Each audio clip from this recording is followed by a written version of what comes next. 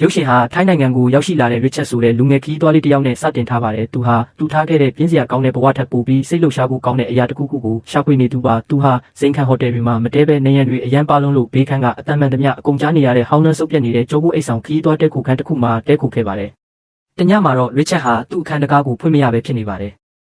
ကံကောင်းထောက်မှစွာနဲ့ဘေးကမ်းမှာသူမရဲ့ရီးစားနဲ့အတူတဲခုနေတဲ့ Francois လို့ခေါ်တဲ့မိန်းကလေးကသူ့ကိုအခန်းထဲဝင်နိုင်အောင်ကူညီပေးခဲ့ပါတယ်။အဲ့ဒီညနောက်ပိုင်း Richard အိတ်ဖို့စူးစမ်းနေချိန်မှာဘေးကမ်းကစုံတွဲချစ်တင်းနှုံးနေတဲ့အတန်တွေကိုပါလွာတဲ့နေရန်ကတဆင့်အတိုင်းသားကြားနေရပါတယ်။ဒါပေမဲ့သူ့ရဲ့ညဟာဒီထက်ပိုပြီးထူးဆန်းလာပါသေးတယ်။ရုတ်တရက်ဘေးကမ်းကဒါဖီလို့ခေါ်တဲ့ထူးဆန်းတဲ့လူတစ်ယောက်ကသူ့ကိုစကားလာပြောပါတယ်။ဒါဖီဟာစိတ်မနှက်တဲ့သူတစ်ယောက်လိုဖြစ်နေပါတယ်ဒါပေမဲ့သူက Richard ကိုလှုပ်ဝက်ကြိုးတစ်ခုအကြောင်းခီးသွားတွေမရှိပဲဖြူလောလောတဲတောင်ပြင်းနဲ့ကြည်လင်တဲ့ရေပြင်ရှိတဲ့ပိတ်ပင်ထားတဲ့ပရာဒီတူနေရာတစ်ခုအကြောင်းကိုစိတ်ဝင်စားစရာပြောပြခဲ့ပါတယ်။ Richard ကတော့ဒါကိုအယူတယောက်ရဲ့စိတ်ကူးရင်စကားတွေလိုပဲတတ်မှတ်ပြီးတခုမှမယုံခဲ့ပါဘူး။ဒါပေမဲ့နောက်တနေ့မနက်မှာတော့တုံလို့စရာတစ်ခုဖြစ်ပျက်ခဲ့ပါတယ်။ Richard တကားဖွင့်လိုက်တဲ့အခါတကားမှာမြေပုံတစ်ခုလာကတ်ထားတာကိုတွေ့လိုက်ရပါတယ်။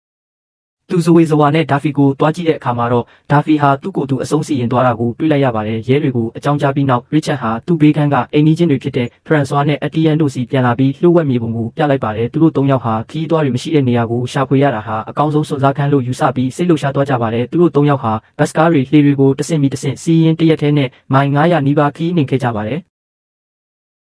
Etienne ကသူတို့ရှာနေတဲ့ကျွန်းဟာအမျိုးသားဥယျာဉ်ရဲ့အစိပ်ပိုင်းတစ်ခုဖြစ်လို့ဝင်ခွင့်ပိတ်ထားကြောင်းရှင်းပြပါတယ်။ဒါပေမဲ့နီးလက်တစ်ခုရှိတာကအနီးနားကကျွန်းကိုအရင်သွားပြီးကျန်တဲ့ခရီးကိုရေကူးသွားဖို့ပါပဲ။ခရီးမဆက်ခင်မှာ Richard ဟာဈေးပေါ်တဲ့တဲခုခန်းတစ်ခုမှာထပ်မံတဲခုခဲ့ပြီးဒီတစ်ခါမှလည်းတော့ပြောက်လို့အခန်းထဲဝင်မရဖြစ်ပြန်ပါတယ်။ဘေးကန်းကစာပင်းကစားတဲ့လူငယ်နှစ်ယောက်ကသူ့ကိုအတူတူလာဆော့ဖို့ဖိတ်ခေါ်ပါတယ်။စကားပြောရင်းနဲ့ Richard ကဟိုကျွန်းအကြောင်းဆက်စုကြည့်တဲ့အခါအဲ့ဒီလူငယ်တွေကဒါဟာမျိုးပြပုံပြင်တစ်ခုသာဖြစ်ကြောင်းရေမောပြောဆိုကြပါတယ်။နောက်တနေ့မနက်မှာတော့ Richard ဟာသူတို့စီကထွက်လာခဲ့ပေမဲ့မထွက်ခွာခင်မှာမြေပုံမိတ်တူတစ်ခုကိုထိုလူငယ်နှစ်ယောက်စီတိတ်တဆိတ်ပေးခဲ့ပါတယ်။မကြခင်မှာပဲ Richard Francois နဲ့ Etienne တို့ဟာကျွန်းပေါ်ကိုရောက်ရှိဖို့အတွက်နောက်ဆုံးကျွန်းမှာလှေနဲ့သွားပြီးစခန်းချခဲ့ကြပါတယ်။ညလယ်မှာ Richard နိုးလာတဲ့အခါ Francois ကကျယ်တွေကိုတပ်ပုံရိုက်နေတာကိုတွေ့ရပါတယ်။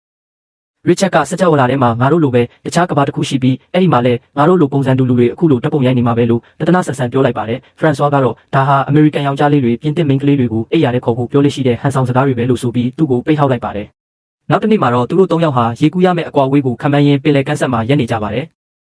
Richard ကငါတို့မကြိုးစားကြည့်ရင်ဘယ်တော့မှသိမှာမဟုတ်ဘူးလို့အော်ပြောပြီးချက်ချင်းပဲရေထဲခုန်ချလိုက်ပါတယ်ပင်ပန်းကြီးစွာရေကူးပြီးနောက်မှာတော့သူတို့ဟာလှုပ်ဝက်ကျွန်းကိုရောက်ရှိသွားပါတယ်ဒါပေမဲ့သူတို့ကျွန်းထဲကိုဝင်သွားတဲ့အခါတောနက်ထဲမှာဝက်ထားတဲ့ကြီးမားတဲ့ဆေးကြောက်ဆိုင်ခင်းကြီးကိုတွေ့လိုက်ရပါတယ်လက်နက်ကင်အဆောင်တွေရှိနေတာကြောင့်သူတို့ပုံအောင်နေရပါတယ် Richard ရဲ့ဖြတ်ထိုးညံကြောင့်သူတို့ဟာအဆောင်တွေလက်ကနေမရိပ်မိအောင်လွတ်မြောက်သွားခဲ့ပါတယ်အဲ့ဒီနောက်မှာတော့သူတို့ဟာ6ကမ်းပါးကရေတကုံကြီးတစ်ခုစီရောက်သွားပါတယ် Francois ကအရင်ဆုံးရေထဲကိုခုန်ချလိုက်ပြီးကျန်တဲ့သူတွေလည်းလိုက်ခုန်ကြပါတယ်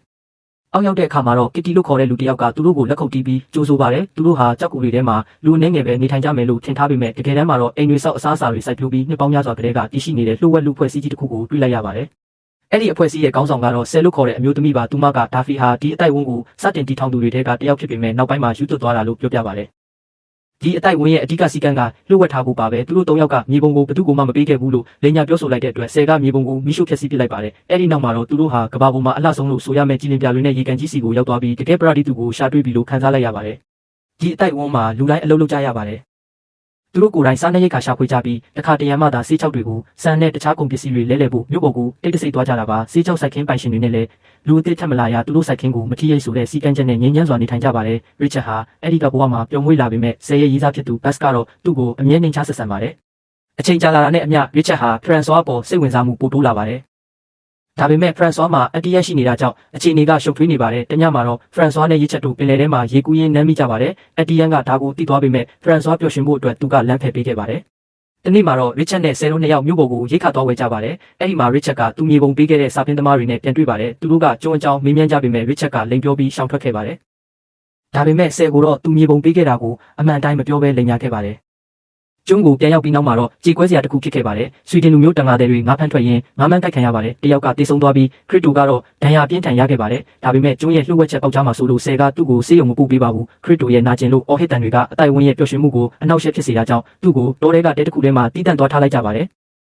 နောက်ပိုင်းမှာစာဖင်းသမားတွေကျွန်းပေါ်ကိုရောက်လာတာကိုဆယ်တီးသွားပြီး Richard ကိုသူတို့ကိုတားဆီးဖို့တောထဲမှာကင်းဆောင်ခိုင်းပါတယ်။တယောက်တည်းအချိန်ကြာကြည့်နေရတဲ့အတွက် Richard ဟာစိတ်ပိုင်းဆိုင်ရာမမှန်တော့ပဲဗီဒီယိုဂိမ်းထဲကလူမျိုးသူကိုယ်သူစစ်သားတယောက်လို့ထင်မှတ်လာပါတယ်။နောက်ဆုံးမှာတော့စာဖင်းသမားတွေဟာဆေးကြောက်ဆိုင်ခင်းထဲရောက်သွားပြီးလက်နက်ကင်တောင်သူတွေရဲ့ပြစ်တက်ခြင်းကိုခံလိုက်ရပါတယ်။ဒါကိုမြင်လိုက်ရတဲ့ Richard ဟာလက်တွေ့ဘဝကိုပြန်လည်တတိယလာပြီးသူဘယ်လိုလူဖြစ်သွားရတာလဲဆိုတာကိုနောက်တရရလာပါတယ်။ နောက်ဆုံးမှာတော့ဆေးချောက်ဆိုင်ခင်းပိုင်ရှင်တွေရောက်လာပြီးကျွန်းပေါ်ကလူအားလုံးကိုထွက်သွားဖို့အမိန့်ပေးပါတယ်ခေါင်းဆောင်လက်သမားကဆယ်ကိုတနက်ပေးပြီး Richard ကိုတက်ရင်ကျန်တဲ့သူတွေနေခွင့်ပြုမယ်လို့ပြောပါတယ်ဆယ်ကပရတိသူကိုထိန်းသိမ်းဖို့အတွက် Richard ကိုပြစ်လိုက်ပေမဲ့ကြည်စံကမပါလာပါဘူးဒါဟာလက်သမားကသူတို့ရဲ့လူချင်းဝတ်တွေဘယ်လောက်ပျက်စီးနေပြီလဲဆိုတာကိုပြသလိုက်တာပါ